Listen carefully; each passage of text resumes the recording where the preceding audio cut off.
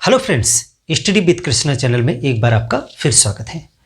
पिछली क्लास में हमने इंसोलेशन पे बात किया था और चर्चा यहाँ तक किया था कि किस प्रकार से सूर्य में जो है एनर्जी का फॉर्मेशन होता है और फिर वो किस रूप में किन किन तरंगों के रूप में पृथ्वी तक पहुँचता है। आज की इस क्लास में हम डिस्कस करेंगे कि इंसोलेशन को कौन कौन से फैक्टर हैं जो प्रभावित कर देते हैं। पृथ्वी पर इंसोलेशन जब पहुँचता है उसके मार्ग में अनेक बाधाएं होती हैं, जिसकी वजह से अलग अलग स्थानों पर इंसोलेशन की मात्रा अलग अलग हो जाती है और सूर्य और पृथ्वी के सापेक्ष कुछ ऐसी स्थितियां भी बनती हैं जिनकी वजह से भी पृथ्वी पर हर एक स्थान पर दिन की लंबाई बराबर नहीं होती है। कुछ स्थानों पर बहुत बड़े दिन होते हैं, कुछ स्थानों पर छोटे दिन होते हैं और दिन की लंबाई समय के अनुसार घटती बढ़ती भी रहती है। इस वजह से हर एक स्थान पर जो सूर्य की किरणें हैं वो बराबर मात्रा में नहीं पहुंचती हैं। अलग अलग महीनों में इनकी मात्रा घटती बढ़ती रहती है।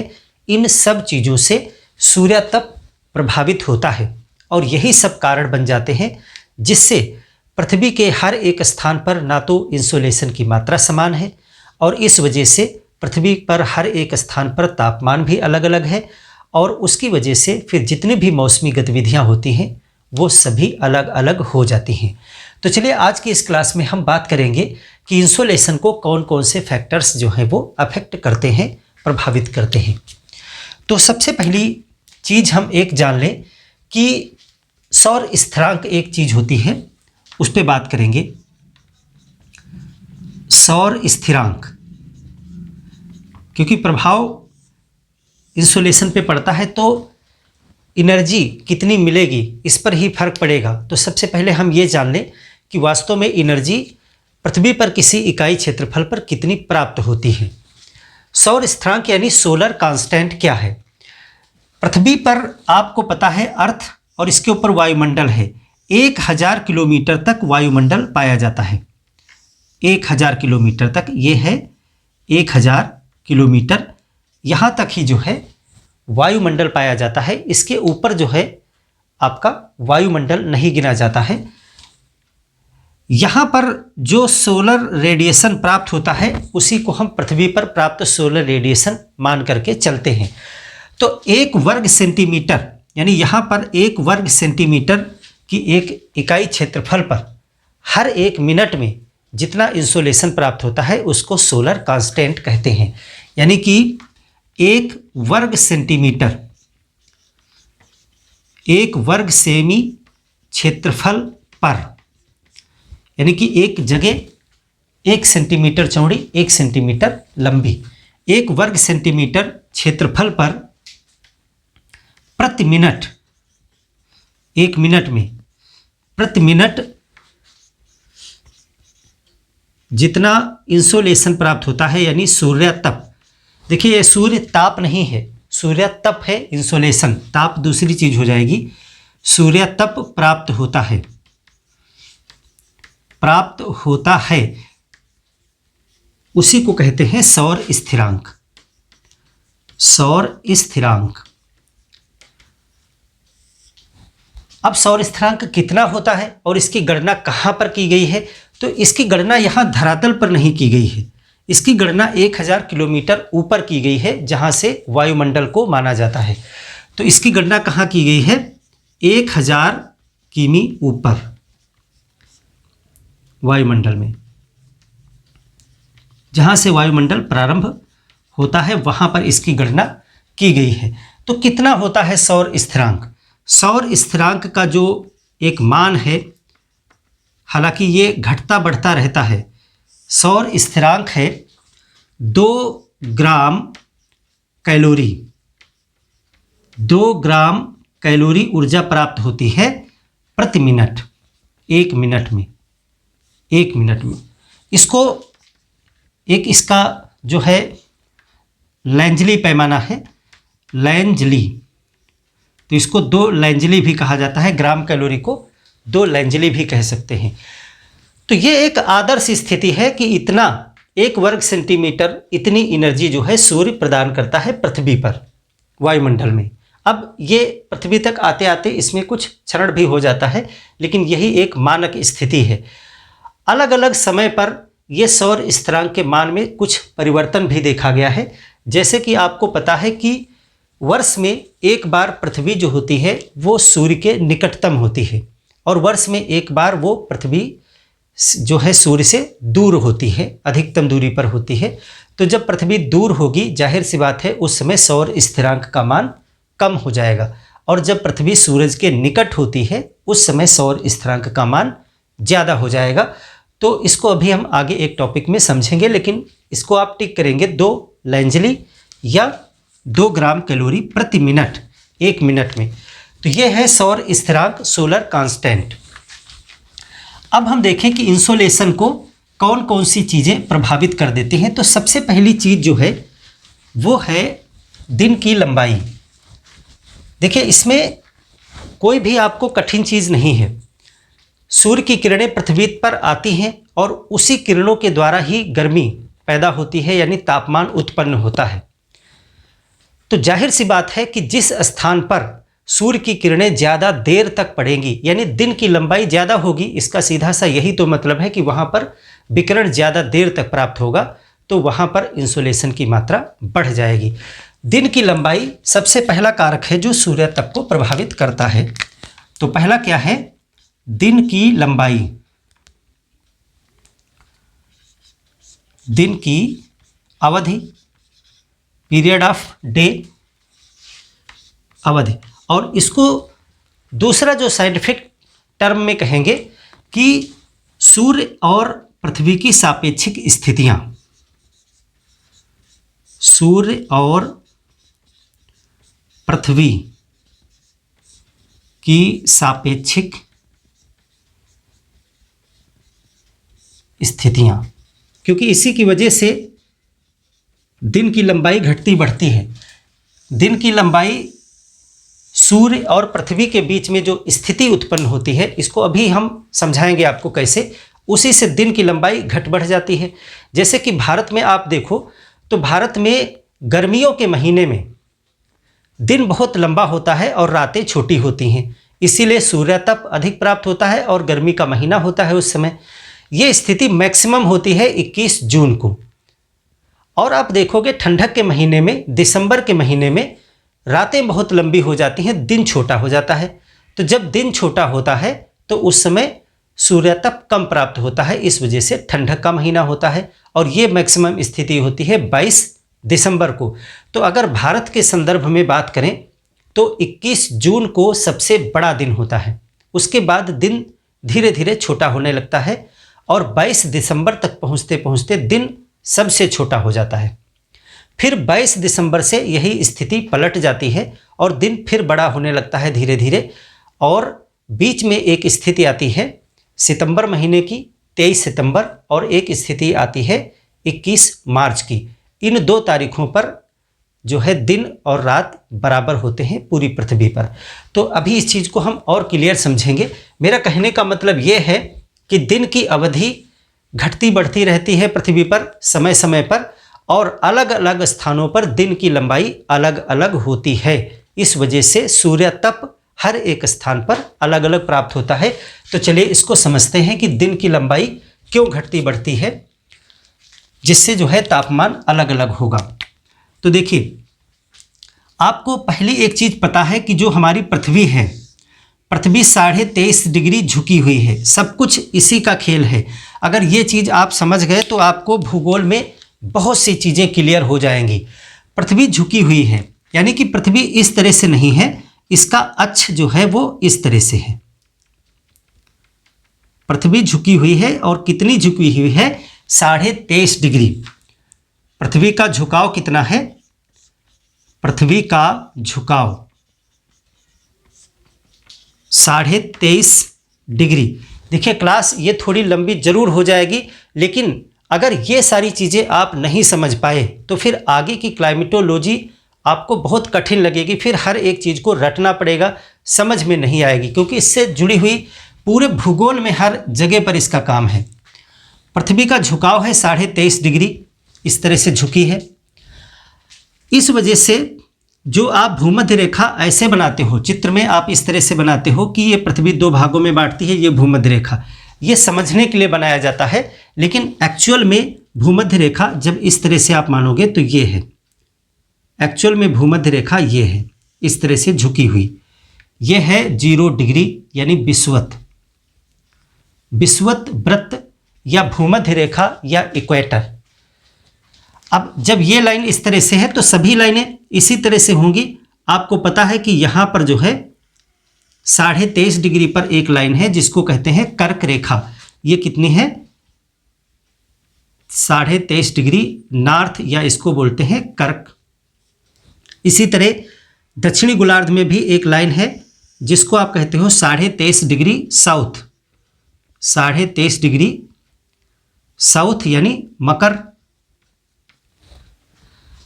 अब यहां पर देखिए, इस झुकाव की वजह से क्या होता है कि जब पृथ्वी सूर्य का चक्कर लगाती है तो हमेशा सूर्य की लंबवत किरणें एक ही अक्षांश पर नहीं रहती हैं। यानी कि अगर कुछ समय के लिए सूर्य की लंबवत किरणें विषुवत रेखा पर अगर माने आप, यहाँ इस फिगर में अगर समझें कि कुछ समय के लिए अगर सूर्य की लंबवत किरणें विषुवत रेखा में हैं तो कुछ दिनों के बाद में ये लंबवत किरणें ऊपर शिफ्ट होते होते कर्क रेखा पर आ जाती हैं, कर्क रेखा पर, और फिर जो है ये धीरे धीरे इधर वापस आते आते एक समय ऐसा आता है कि इसकी लंबवत किरणें मकर रेखा पर आ जाती हैं, मकर पर। और कर्क रेखा के ऊपर कभी भी सूर्य की लंबवत किरणें नहीं पड़ती हैं 90 डिग्री पर, और मकर रेखा के नीचे सूर्य की किरणें कभी भी लंबवत यानी 90 डिग्री पर नहीं पड़ती हैं। तो एक चीज़ निकल के आई कि कर्क रेखा से मकर रेखा के मध्य में ही सूर्य की किरणें वर्ष में लंबवत रहती हैं, अलग अलग समय पर अलग अलग जगह पर रहती हैं, लेकिन इतने के ही बीच में रहती हैं। तो ये टाइम पीरियड पहले आप समझ लें, हम ये भी समझेंगे कि ऐसा होता क्यों है। तो टाइम किस किस रेखा पर सन की रेखाएं लंबवत रहती हैं? तो देखिए, कर्क रेखा पर हम कर्क से शुरू करेंगे क्योंकि भारत की पोजीशन यहाँ पर है, इंडिया। कर्क रेखा भारत के मध्य से होकर गुजरती है, तो ये वाली चीज़ आपको विधिवत जाननी है क्योंकि भारत की जलवायु जब पढ़ेंगे तो वहाँ पर कर्क रेखा को समझना अनिवार्य है। तो कर्क रेखा पर या विषुवत से शुरू कर ले, अगर बीच से शुरू करें तो एक मंथ होता है मार्च और डेट होती है 21 मार्च। 21 मार्च को सूरज की लंबवत किरणें विषुवत रेखा पर होती हैं। सन आपका कहाँ पर है? विषुवत रेखा पर है, यहाँ पे सूरज है। तो इस समय इसकी जो लंबवत किरणें हैं वो विषुवत रेखा पर होती हैं। इसके बाद में मार्च महीने के बाद में, अब देखिए 21 मार्च की स्थिति जो बनती है, 21 मार्च जो है विषुवत रेखा पर है, ना तो वो कर्क पे है ना मकर पे है। तो हम भारत के लोग कहाँ पर बैठे हुए हैं? कर्क पे। इसीलिए आप देखोगे कि कर्क रेखा के आसपास जो देश होते हैं वहाँ मौसम बहुत गर्म नहीं होता है क्योंकि सूर्य हमारे सामने नहीं है, सूर्य विषुवत रेखा पर है। तो मार्च का मौसम कैसा होता है? बढ़िया, एक मध्यम मौसम होता है, ना तो ज़्यादा गर्म होता है ना ज़्यादा ठंडा होता है, मार्च का महीना। अब मार्च के बाद में सूरज धीरे धीरे उत्तर की तरफ, ये नॉर्थ है आपका, ये नॉर्थ है और ये साउथ है, उत्तर की तरफ बढ़ता है। अप्रैल मई, अप्रैल में कहीं यहाँ लोकेशन इसकी रहेगी और मई में यहाँ रहेगी, और जून महीने में सूर्य जो है वो कर्क रेखा पर पहुँच जाता है, यहाँ पर कर्क रेखा के सामने पहुँच जाता है। एक्चुअल में सूर्य नहीं पहुँच जाता है, पृथ्वी ही जो है, जो उसका तल है वो ऊपर नीचे होता है, इस वजह से सापेक्षिक रूप से हम सूर्य को शिफ्ट करके पढ़ रहे हैं। और ये डेट होती है 21 जून। 21 जून को सूर्य कहाँ पर है? कर्क रेखा के सामने है, कर्क रेखा के सामने। तो सबसे ज़्यादा सूर्य तब कहाँ प्राप्त होगा? जहाँ पर सूर्य की किरणें लंबवत होंगी, यानी जिस सीध में सूर्य होगा। तो कर्क रेखा, जून का महीना, आप भारत के लोग अनुमान लगा सकते हैं कि जून के महीने में कितनी ज़्यादा गर्मी होती है। क्यों गर्मी होती है? क्योंकि सूरज हमारी जो कर्क रेखा है उसी के जस्ट ऊपर होता है, इस वजह से जून में अधिकतम गर्मी होती है। अब जून में फिर क्या सूर्य जो है वो और ऊपर जाएगा, और ऊपर के अक्षांशों पर जाएगा? नहीं, इससे ऊपर सूर्य नहीं जाता है, फिर वापस आना शुरू हो जाता है। अब देखिए, ये अधिकतम उत्तर है, यानी सूर्य की अधिकतम लंबवत किरणें उत्तर में कहाँ तक जाती हैं? वो 23.5 डिग्री नॉर्थ जाती हैं। इसी वजह से 23.5 डिग्री को कर्क रेखा माना गया है, क्योंकि सूर्य यहाँ तक जाता है। इसको आप इस तरह न समझिएगा कि यहाँ पर 23.5 डिग्री लाइन है इसीलिए सूर्य यहाँ तक जाता है, ये गलत है। सूर्य यहाँ तक जाता है यानी सूर्य की लंबवत किरणें यहाँ तक जाती हैं, इसीलिए यहाँ पर 23.5 डिग्री लाइन को कर्क रेखा माना गया है। तो कर्क रेखा पर सूर्य चमकने के बाद में ये फिर वापस दक्षिण की तरफ जाने लगता है और इसको कहते हैं सूर्य का दक्षिणायन होना। आप अक्सर सुनते होंगे कि इस समय सूर्य उत्तरायण है, कभी आप सुनते होंगे सूर्य दक्षिणायन है।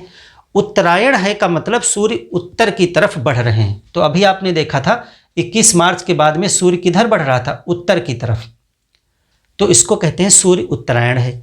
अब 21 जून के बाद में सूर्य किस तरफ बढ़ने लगेगा, दक्षिण की तरफ, और सूर्य हो जाएगा दक्षिणायन। अब दक्षिणायन होगा तो फिर 2 महीने इसको लगेंगे, बीच में जुलाई, अगस्त और सितंबर में फिर ये 0 डिग्री पे आ जाएगा। तो सितंबर में 23 सितंबर की डेट पड़ती है, सितंबर 23 सितंबर को सूर्य फिर विषुवत रेखा पर आ जाएगा। अब आप भारत में फिर कल्पना करिए, सितंबर के महीने में ना तो गर्मी होती है ना जाड़ा होता है, एक मीडियम मौसम होता है, क्योंकि सूर्य हमसे बहुत दूर भी नहीं है और बिल्कुल हमारे सर पे भी नहीं है, इसीलिए एक मीडियम मौसम होता है 23 सितंबर। अब 23 सितंबर को जहाँ पर है सूर्य वहाँ गर्मी होगी। अब ये सूर्य और दक्षिण की तरफ बढ़ता है सितंबर के बाद में, और यहाँ पर भी इसको बीच में 2 महीने लगेंगे, अक्टूबर, नवंबर और दिसंबर में आ जाएगा मकर पे। तो डेट आपकी आई 22 दिसंबर। 22 दिसंबर को सूर्य जो है वो मकर रेखा पर पहुंच जाता है, यहाँ पे मकर रेखा पे। अब सूर्य की किरणें मकर रेखा पर अगर लंबवत हैं तो कर्क रेखा से सूर्य बहुत दूर है, इसीलिए दिसंबर के महीने में 22 दिसंबर मैक्सिमम है। दिसंबर के महीने में अगर भारत के संदर्भ में बात करें तो हमारे देश में क्या होगा, क्या हमारे देश में सूर्य तप उतना ज़्यादा प्राप्त होगा? नहीं, सूर्य हमसे बहुत दूर है। लंबवत किरणें यहाँ मकर रेखा पर हैं, हमारे यहाँ तिरछी पहुँचेंगी किरणें। अगर किरणें आप देखें तो हमारे यहाँ किरणें तिरछी पहुँचेंगी और मकर रेखा पर सीधी पहुँचेंगी। तो फिर हमारे यहाँ कैसा मौसम होगा, यानी उत्तरी गोलार्ध में 0 के ऊपर उत्तरी गोलार्ध है और 0 के नीचे दक्षिणी गोलार्ध है, तो उत्तरी गोलार्ध में ठंडक का मौसम होगा, जैसे भारत में ठंडक होती है दिसंबर के महीने में। अब दिसंबर के बाद में सूर्य अब मकर से नीचे नहीं जाएगा, यानी ये मैक्सिमम लिमिट है दक्षिण जाने की। तो फिर अब क्या होगा, अब सूर्य पुनः उत्तरायण हो जाएगा, यानी उत्तर की दिशा में चलना प्रारंभ हो जाएगा यहाँ से, और फिर वही 2 महीने दिसंबर के बाद में जनवरी, फरवरी और मार्च में फिर यहीं आ जाएगा। तो ये एक चक्र चलता रहता है, सूर्य कर्क और मकर के बीच में पूरे वर्ष घूमता रहता है। अब यहाँ पर ये कहने की भाषा है कि सूर्य चलता रहता है, सूर्य नहीं चलता है, पृथ्वी की स्थिति बदल जाती है, इस वजह से सूर्य की स्थिति परिवर्तित हो जाती है, और ये होता है झुकाव की वजह से। इसको आप समझ लेंगे तो आप अच्छे से समझ जाएंगे। अब इस चीज़ से परिणाम क्या निकलता है कि पृथ्वी का झुकाव है 23.5 डिग्री। इस वजह से, इस कारण से क्या होता है कि सूर्य की स्थिति या सूर्य की लंबवत किरणें कर्क रेखा से, आप इसको क्या देख रहे हैं कि कर्क रेखा से मकर रेखा के मध्य, मकर रेखा या मकर वृत्त के मध्य पड़ती हैं लंबवत किरणें। यहाँ पर जहाँ लंबवत किरणें होंगी वहीं सूर्य का ताप जो है सबसे ज़्यादा प्राप्त होगा, सूर्य तप। सूर्य की लंबवत किरणें कर्क से मकर के मध्य में ही लंबवत पड़ती हैं और इसके ऊपर नहीं पड़ती हैं, इसलिए इसके ऊपर उतना ज़्यादा सूर्य तप नहीं प्राप्त होगा। और जितना दूर जाते जाएंगे यानी नॉर्थ पोल पर पहुंचेंगे तो वहां सूर्य तप सबसे कम प्राप्त होगा, इसीलिए नॉर्थ और साउथ पोल जो हैं वो बर्फ से आच्छादित हैं, जमे हुए हैं, वहां पे गर्म कम होता है। तो सूर्य की लंबवत किरणें आपने देख ली। अब यहाँ पर दिन की लंबाई का फर्क देखेंगे। सबसे पहले आपने ये चीज़ें देख ली, अब हम देखेंगे कि दिन कितना बड़ा होगा। तो चलिए एक एक स्थिति को हम समझ लेते हैं। यानी कि हमारे पास 21 जून, 21 मार्च, 23 सितंबर को एक साथ और 22 दिसंबर 3 पोजीशन है। 3 पोजीशन को डायग्राम के रूप में और इसको समझ लें। तो सबसे पहले हम पहली स्थिति को लेते हैं, जो मध्य की स्थिति है।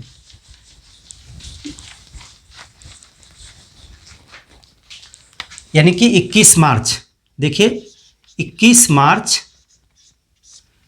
और 23 सितंबर, दो डेट निकली थी। सितंबर, 21 मार्च और 23 सितंबर को क्या सिचुएशन होती है उसको आप समझें। अब हम यहाँ पर सिर्फ सीधा डायग्राम बना लेंगे समझने के लिए, या आप चाहें तो उसको आप उसी तरह तिरछा ही बना सकते हैं जैसा आप ड्रा कर पाएँ। तो चलिए तिरछा ही बना करके समझते हैं ताकि आप इसे और अच्छे से समझ लें। ये पृथ्वी है और ये इसकी एक्सिस हो गई। अब देखिए ये इसका है विषुवत वृत्त, ये है 23.5 डिग्री यानी कर्क रेखा, और ये है आपकी आर्कटिक वृत्त, ये है मकर रेखा, और ये है आपका अंटार्कटिक वृत्त। आर्कटिक और अंटार्कटिक वृत्त दो ये और होते हैं। ये है 0 डिग्री, ये है 23.5 डिग्री नॉर्थ, और ये है 23.5 डिग्री साउथ, और ये है 66.5 डिग्री साउथ, और ये है 66.5 डिग्री नॉर्थ। इसको बोलते हैं कर्क, इसको बोलते हैं विषुवत। ये सब एक चैप्टर में पढ़ाया हुआ है, एक ही बार बनाएंगे इसको, बाद में समझते चलेंगे। मकर, ये जो दो अन्य हैं इसको बोलते हैं आर्कटिक वृत्त, आर्कटिक वृत्त, और ये है अंटार्कटिक वृत्त, अंटार्कटिक वृत्त। ये 4-5 जो हैं वो सबसे महत्वपूर्ण लाइनें हैं। आप अक्षांश और देशांतर वाला जो चैप्टर है उसको अगर पढ़े होंगे तो आपको पता होगा कि आखिर ये 66.5, 23.5 क्यों डिफाइन किया गया है, यानी इसी लाइन को क्यों माना गया है। तो देखिए सन की पोजीशन 21 मार्च और 23 सितंबर को क्या होती है। 23 सितंबर और 21 मार्च को जो सूर्य है वो यहाँ होता है लंबवत, कहाँ पे, विषुवत वृत्त पे। यहाँ पे हम मानते हैं कि विषुवत वृत्त पे सूर्य की किरणें लंबवत होती हैं। अब विषुवत वृत्त पे लंबवत है सूर्य, ये पोजीशन हम मान लेते हैं सूर्य की। तो ऐसी स्थिति में आप देख रहे हो कि सूर्य बीच में है और दोनों ही गोलार्धों में बराबर दूरी तक जो है वो प्रकाश पहुंच रहा है, दोनों ही आधे गोलों में, गोलार्धों में।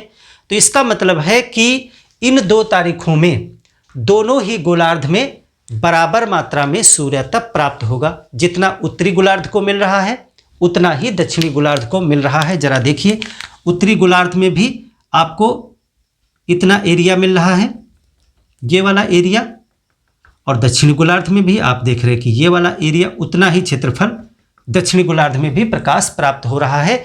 तो यहाँ पर जो परिणाम निकल के आए कि 21 मार्च और 23 सितंबर को क्या होता है, यहाँ पर सूर्य की लंबवत किरणें कहाँ पर हैं, लंबवत, सूर्य की लंबवत किरणें किस लाइन पर हैं, 0 डिग्री यानी कि विषुवत वृत्त पर हैं, विषुवत वृत्त पर। और इस जो सिचुएशन बनती है इसको कहते हैं विषुव, इसको विषुव कहा जाता है। और 2 तारीखों में होता है, 21 मार्च को और 23 सितंबर को विषुव की कंडीशन आती है।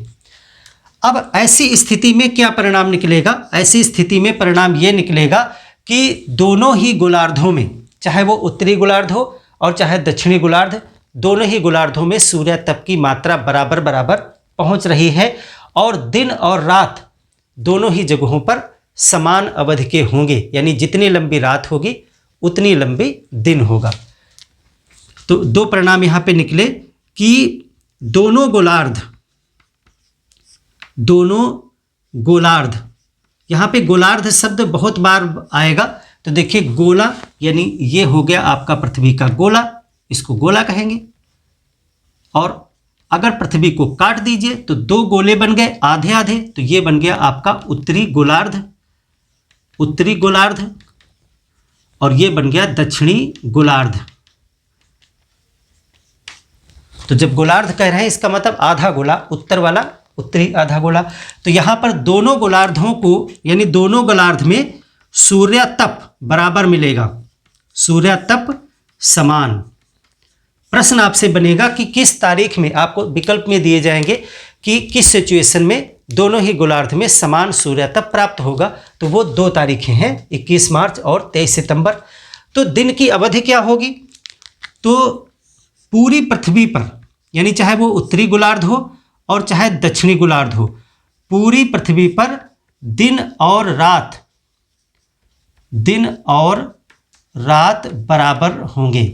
बराबर होंगे। जितनी लंबी रात होगी उतना ही लंबा दिन होगा, बराबर होगा।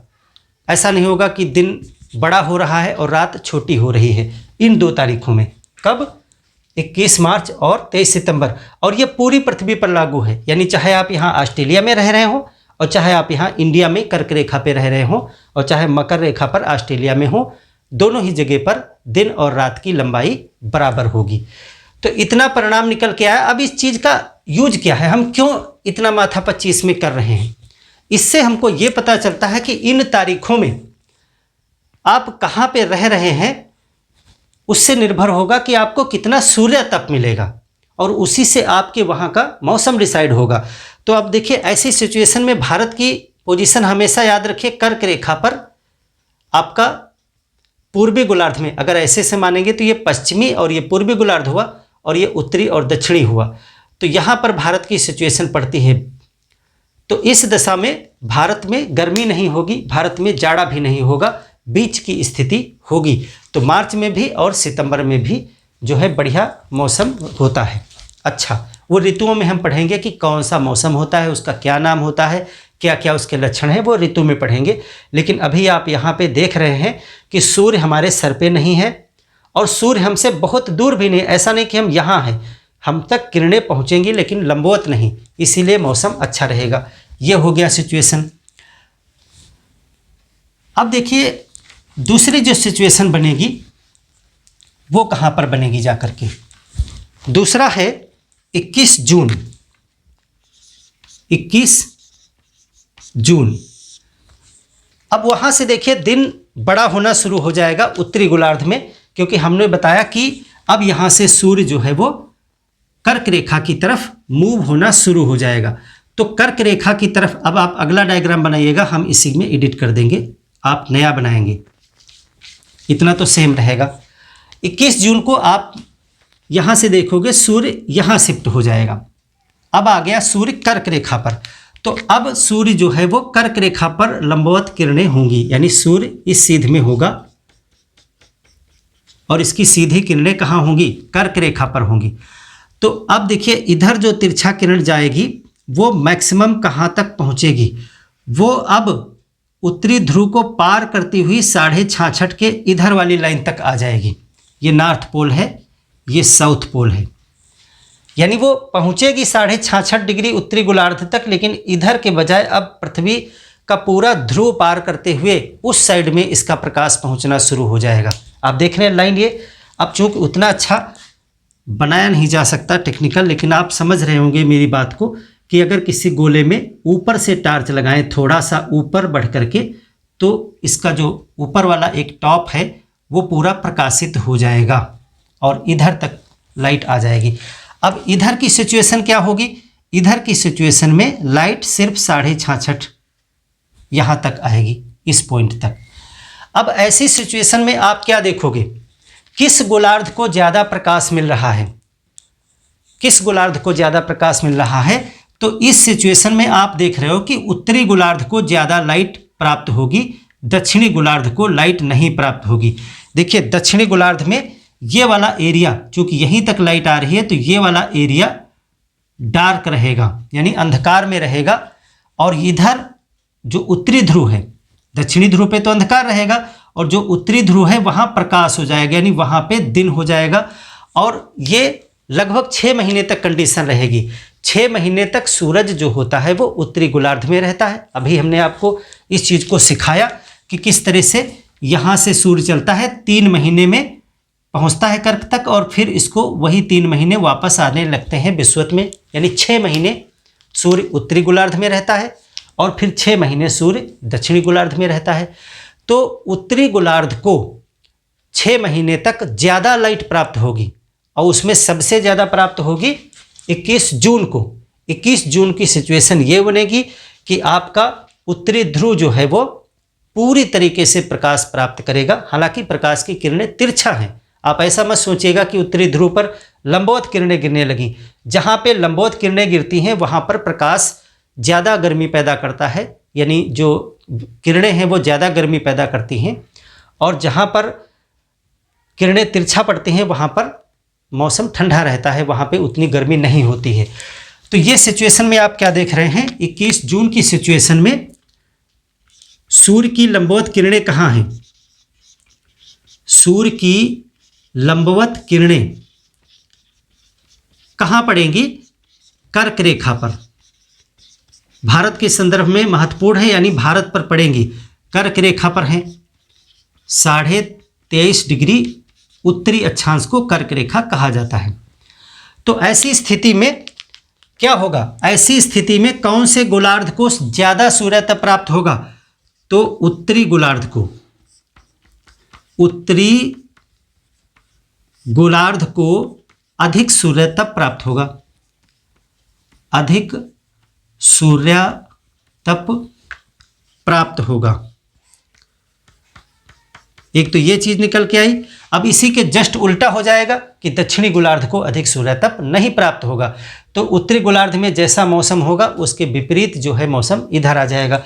तो जब उत्तरी गोलार्ध को अधिक सूर्यतप प्राप्त होगा तो उत्तरी गोलार्ध में ग्रीष्म ऋतु होगी, गर्मी होगी, ऋतु होती है।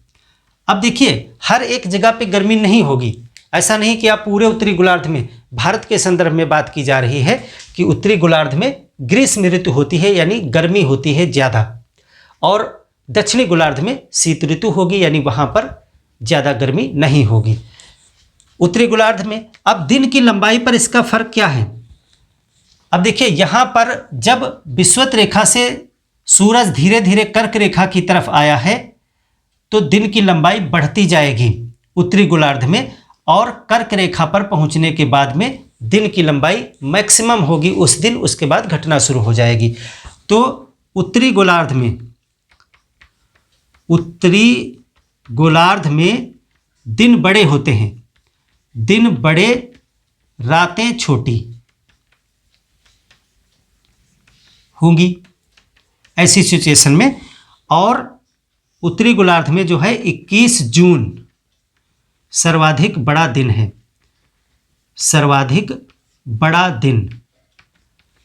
दिन होता है। अब देखिए यहाँ पर इस चीज़ को आप समझ लीजिए, आपसे कभी कोई पूछता है कि सबसे बड़ा दिन कौन सा होता है, आप तुरंत उत्तर देते हैं 21 जून। हाँ, उत्तर आपका सही है, लेकिन अगर आप सिविल सर्विसेज की तैयारी कर रहे हैं तो आप उससे पुनः एक क्वेश्चन पूछिए कि आप अपना प्रश्न पूरा करिए। आप पूछ रहे हैं कि सबसे बड़ा दिन कब होता है, और अगर मैं कह दूं 22 दिसंबर, तो 22 दिसंबर को भी सबसे बड़ा दिन होता है और 21 जून को भी सबसे बड़ा दिन होता है। अब क्वेश्चन ये होना चाहिए कि गोलार्ध का नाम भी आपको बताना होगा कि किस गोलार्ध की बात कर रहे हैं आप।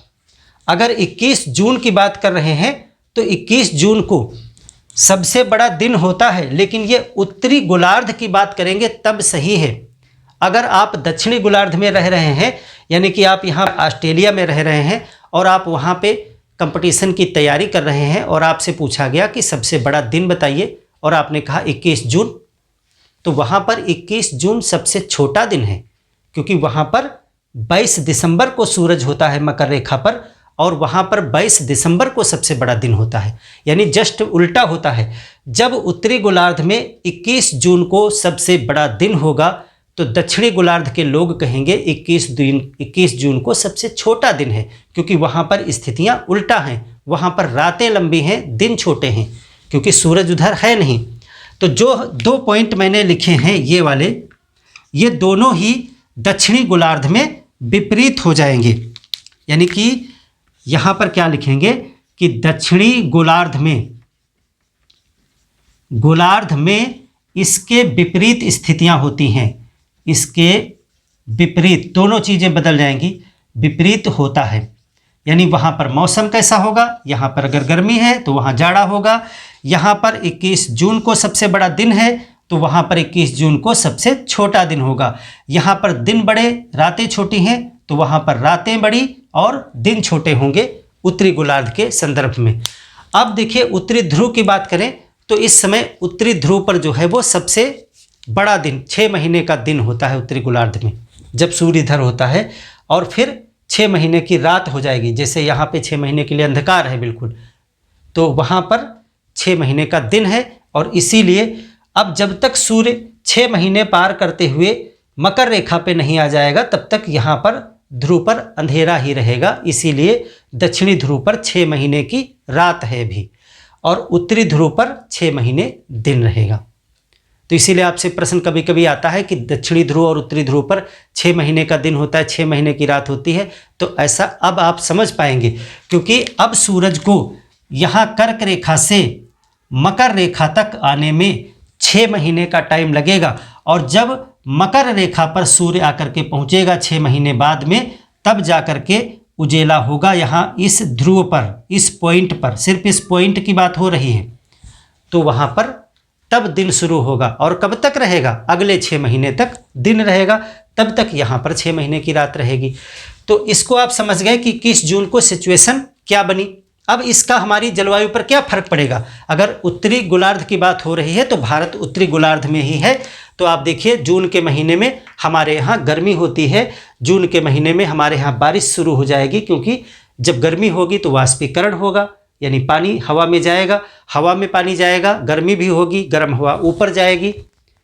और वो जब ऊपर जाएगी तो आपको पता है हवा ऊपर जाएगी तो ठंडी होगी, जब ठंडी होगी तो बादल बन जाएगा, यानी हवा का जो नमी है वो संघनित हो जाएगी और फिर गुरुत्वाकर्षण बल जो होता है उस पानी को नीचे खींच लेगा, यानी प्रेसिपिटेशन, वर्षण प्रारंभ हो जाएगा।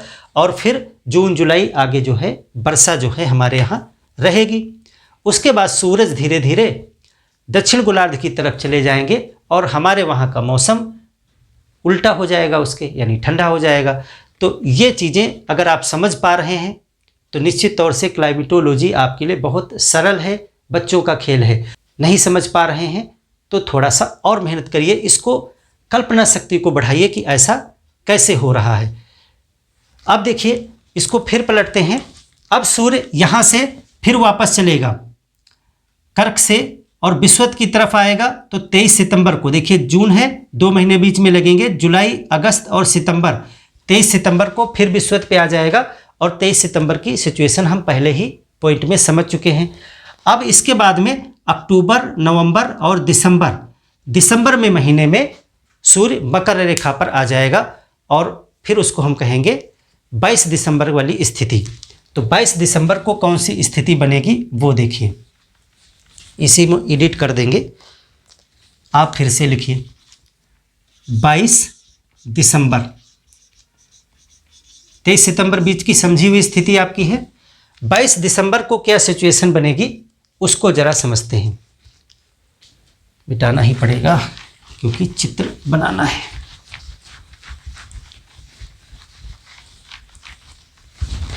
आप फिर से बनाएंगे, अगला नया डायग्राम हम इसी को एडिट करेंगे।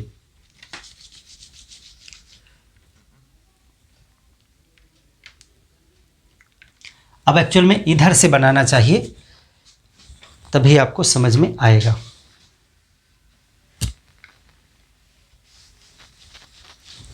देखिए इस तरफ से बनाएंगे तब समझ में आएगा। ये हो गई लंबवत इसी के, ये सूर्य हो गया। यहाँ देखिए इसी पॉइंट तक आएंगी सूर्य की किरणें और यहाँ पर सूर्य की किरणें जो है वो यहाँ तक आ जाएंगी घूम करके। अब ये हो गया सूर्य, ये स्थिति है 22 दिसंबर की। अब देखिए आप कह रहे होगे कभी सूर्य यहाँ बना रहे हो, कभी सूर्य यहाँ बना रहे हो, कभी सूर्य यहाँ बना रहे हो। सूर्य नहीं चल रहा है, पृथ्वी घूम के इधर आ गई, सूर्य अपनी जगह है, इसीलिए सूर्य पृथ्वी को चारों तरफ बना सकते हैं उसके ना, कभी उधर कभी इधर कभी इधर। तो सूर्य यहाँ पर अगर है तो अब आप देखिए सूर्य की किरणें कहाँ तक आ रही हैं, ये है 66.5 डिग्री नॉर्थ, इस पॉइंट तक, और उत्तरी ध्रुव तक किरणें नहीं पहुँच रही हैं, यानी यहाँ अंधकार है। अब यहाँ पे अंधकार हो गया, लेकिन आप देख रहे हैं कि दक्षिणी ध्रुव पर सूर्य का प्रकाश पहुँच गया और यहाँ 66.5 डिग्री साउथ के जो इधर वाली लाइन है यहाँ तक प्रकाश की किरणें पूरा कवर करेंगी। थोड़ा और यहाँ होता तो ऐसे आपको समझ में आता, यहाँ तक कवर करेंगी, ना कि यहाँ, यानी पूरा यहाँ पे पॉइंट तक प्रकाश आ जाएगा। और लंबवत कहाँ पे पड़ेंगी, लंबवत पड़ेंगी मकर पे, मकर पे लंबवत है, 0 डिग्री पर तो है ही प्रकाश, और कर्क पे लंबवत नहीं है। अब इस स्थिति में आप आकलन करें कि क्या रिजल्ट निकल के आ रहा है। सूर्य की लंबवत किरणें कहाँ हैं, सूर्य की लंबवत किरणें, सूर्य की लंबवत किरणें हैं मकर रेखा पर, मकर रेखा पर। अब अगर सूर्य की लंबवत किरणें मकर रेखा पर होंगी तो उस समय कौन सा गोलार्ध ज़्यादा मात्रा में सूर्य तप प्राप्त करेगा, दक्षिणी गोलार्ध, क्योंकि उत्तरी गोलार्ध का ये पोर्शन, उत्तरी ध्रुव वाला पोर्शन जो है वो बिल्कुल भी प्रकाश प्राप्त नहीं करेगा, जबकि दक्षिणी ध्रुव जो है वो प्रकाश प्राप्त करेगा और 6 महीने तक प्राप्त करेगा, क्योंकि सूरज को अब वापस कर्क में जाने पर 6 महीने लगेंगे। इसी वजह से अब दक्षिणी ध्रुव पर 6 महीने तक दिन रहेगा और उत्तरी ध्रुव पर 6 महीने तक रात रहेगी, जब तक सूरज वहां पहुंच नहीं जाएगा। तो अब इस स्थिति में पहला परिणाम यह निकला कि दक्षिणी गोलार्ध अधिक सूर्य तप प्राप्त करेगा, अधिक सूर्य तप प्राप्त करेगा। अब इसी से डिसाइड हो जाता है कि दिसंबर के महीने में भारत की सिचुएशन क्या होगी। भारत यहाँ है, सूर्य इस लाइन पर है, तो भारत में ज़्यादा सूर्य तप नहीं मिलेगा। तो आप देख ही रहे हैं कि दिसंबर के महीने में यहाँ पर टेम्परेचर क्या है, टेम्परेचर यहाँ पर कम है, यानी ठंड का महीना है। और ऑस्ट्रेलिया में अगर आप रहते हैं तो दिसंबर में वहाँ गर्मी हो रही है, जैसे कि भारत में जून के महीने में गर्मी हो रही होती है, वैसे ही ऑस्ट्रेलिया में दिसंबर के महीने में गर्मी होती है। तो यहाँ पर दक्षिणी गोलार्ध में अधिक सूर्य तप प्राप्त करेगा, यानी कि यहाँ पर होगी ग्रीष्म ऋतु। दक्षिणी गोलार्ध के देशों में ग्रीष्म ऋतु होगी। और दिन की लंबाई पर क्या फर्क पड़ेगा, अब दक्षिणी गोलार्ध में दिन लंबे होंगे या उत्तरी गोलार्ध में दिन लंबे होंगे। तो अब दक्षिणी गोलार्ध में लंबे दिन होंगे और रातें छोटी होंगी, और सबसे लंबा दिन दक्षिणी गोलार्ध में 22 दिसंबर होता है।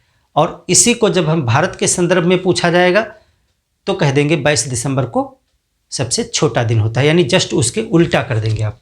तो दक्षिणी गोलार्ध में अधिक सूर्य तप प्राप्त करता है, इसीलिए ग्रीष्म ऋतु है। और दक्षिणी गोलार्ध में दिन बड़े होते हैं, दिन बड़े, रातें छोटी।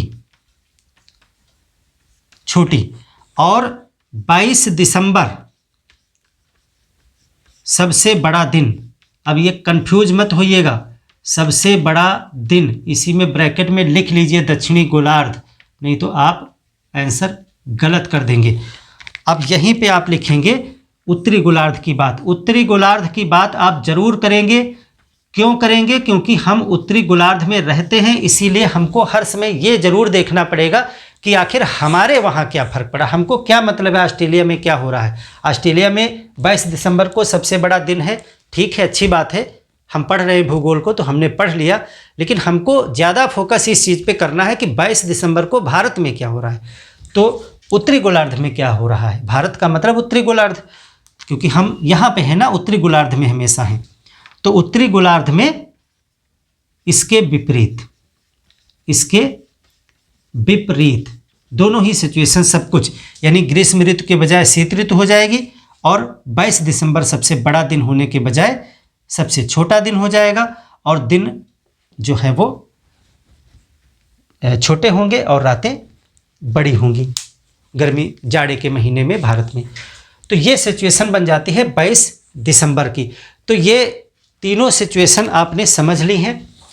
इसके बाद में अब बात करें कि इसका फर्क हमारी ऋतुओं पर, यानी हमारे मौसम पर, और उसके बाद जलवायु पर पड़ना ही तय है। तो दिन की लंबाई को आपने समझ लिया कि दिन की लंबाई किस प्रकार से घटती और बढ़ती है। इस वजह से अलग अलग स्थानों पर जो है सूर्यातप की मात्रा, टाइमिंग भी बढ़ती है और इंटेंसिटी भी बढ़ती है। देखिए, जिस स्थान पर सूर्य की किरणें लंबवत होंगी वहाँ पर सूर्यातप का प्रभाव ज़्यादा पड़ेगा, गर्मी ज़्यादा मिलेगी आपको, और जहाँ पर किरणें तिरछा पड़ेंगी वहाँ पर गर्मी कम प्राप्त होगी। तो किरणों का सीधा पड़ना और किरणों का तिरछा पड़ना, ये हमारा अगला फैक्टर हो गया, ये भी सूर्यातप को प्रभावित करता है।